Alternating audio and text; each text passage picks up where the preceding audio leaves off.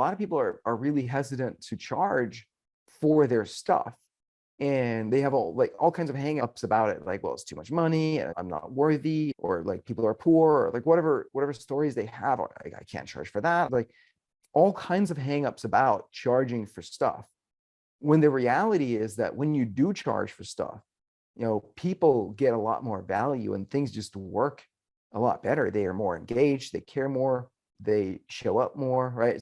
And really they get more value. And it's funner for you too, because you get paid kind of what you're worth. And so you have more energy to put into it. It makes more sense, more fun for you to actually put energy into creating this thing or into, delivering value to people. And so a strategy that you can use is start at the high end.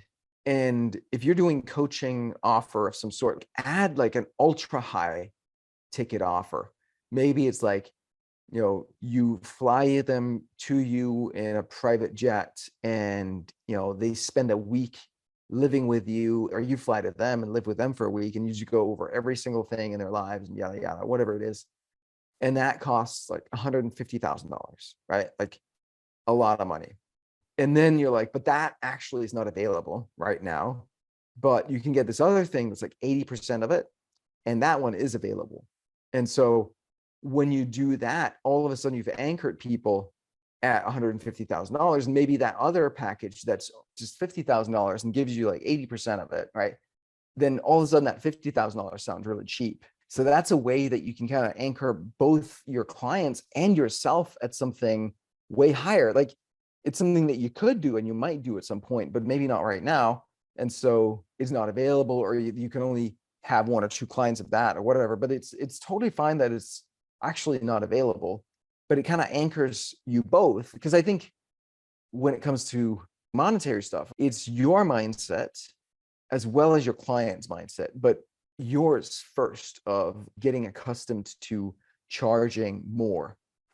And think about it, right? A lot of us aren't used to people making lots of money, but there are people with lots of money to spare. I saw the other day, a round trip private charter flight from the US to Europe and back is going to set you back, $250,000, right?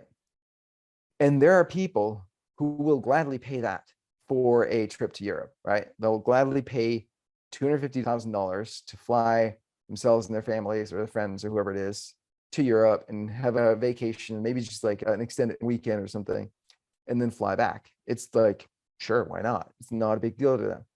That exists out there, right? Especially these days, right?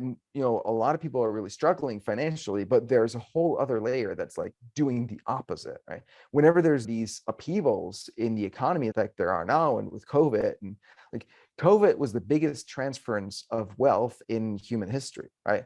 More money was transferred from lower middle class poor people to super rich people than ever before in history during any economic upheaval, whether it's 2008 or COVID or what's happening right now.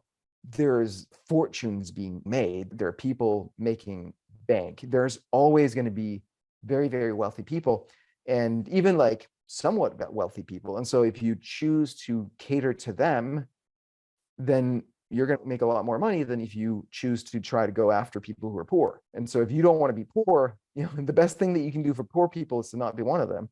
And so if you don't want to be poor, you got to go where the money is. If you want to make money, you got to figure out who has the money and figure out how you get paid by them. So again, get over your hangups about money. We all have them. And the sooner you get over them, the better.